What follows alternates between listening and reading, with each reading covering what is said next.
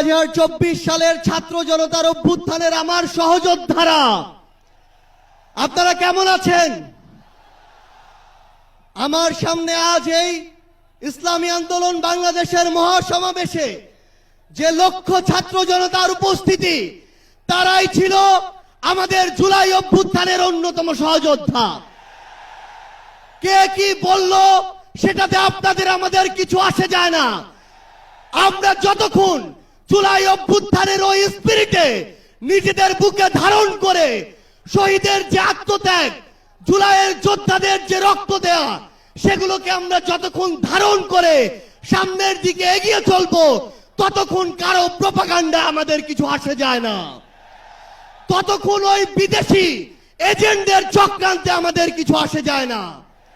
আমাদের মনে আছে ওই 3, 4, 5 আগস্টে আমাদের আমির সাহেব, সিনিয়র নায়েবে আমির সাহেব কিভাবে মার্চ টু গণভবনের ঘোষণা দিয়েছিলেন। আমরা স্পষ্ট করে আপনাদেরকে একটা কথা বলি, এই 24 পরবর্তী বাংলাদেশে আমরা যারা অভ্যুত্থানের সহযোদ্ধা ছিলাম, আমরা যদি ঐক্যবদ্ধ থাকি, আগামীর বাংলাদেশে আর কোন ফ্যাসিস্ট কোন নামে কোন ব্যক্তিকে সামনে রেখে কোন দলকে সামনে রেখে এই বাংলাদেশে দাঁড়াতে পারবে না। এখন জনগণের সামনে আমাদের দৃষ্টান্ত স্থাপন করতে হবে। আমরা আমাদের কাজের মাধ্যমে প্রত্যেকটি ক্ষেত্রে যেন সেই দৃষ্টান্ত স্থাপন করতে পারি। আজকে যখন আমি আসছিলাম, রাস্তার আশেপাশের প্রত্যেকটি মোড়ে আমার ইসলামী আন্দোলন বাংলাদেশের সহযোদ্ধারা ট্রাফিকিং এর কাজ করছে। এটাই হচ্ছে দৃষ্টান্ত যে আমরা কাজ করব, আমাদের রাজনৈতিক সমাবেশ করব, একই সাথে জনগণের যেন দুর্ভোগ না হয় সেটাও আমাদের মাথায় থাকবে।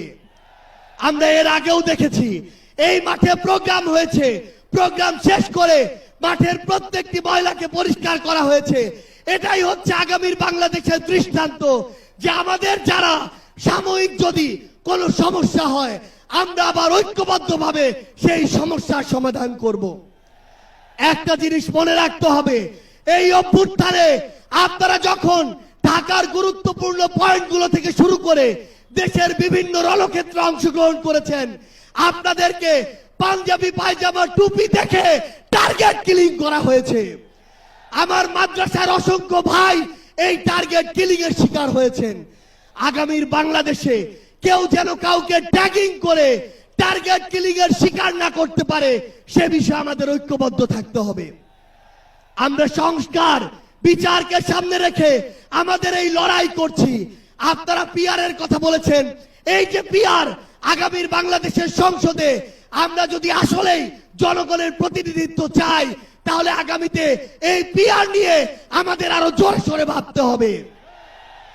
আমরা আপনাদেরকে স্পষ্ট করে আমাদের জাতীয় নাগরিক পার্টি এনসিপির পক্ষ থেকে অঙ্গীকার করি, বাংলাদেশের প্রশ্নে, জনগণের প্রশ্নে আপনারা যদি ঐক্যবদ্ধ থাকেন, আপনাদের সাথে কাঁধে কাঁধ মিলিয়ে 24-এর মতো এনসিপি আবারও আগামীর বাংলাদেশে লড়াই করবে। আমাদের এই বাংলাদেশের 24-এর অভ্যুত্থানের স্পিরিটের প্রশ্নে, ওই খুনিদের বিচারের প্রশ্নে, রাষ্ট্রের সংস্কারের প্রশ্নে আমরা ঐক্যবদ্ধভাবে এগিয়ে যাব। আমরা যতদিন ঐক্যবদ্ধ থাকব, ততদিন এই বাংলাদেশে আর কোনো হাসিনা মাথা উঁচু করে দাঁড়াতে পারবে না। ইনশাআল্লাহ আপনাদের সাথে আমাদের আবারও দেখা হবে রাজপথের লড়াইয়ে অথবা বিজয়ে। ততদিন পর্যন্ত সত্যের সাথে থাকবেন, ন্যায়ের সাথে থাকবেন।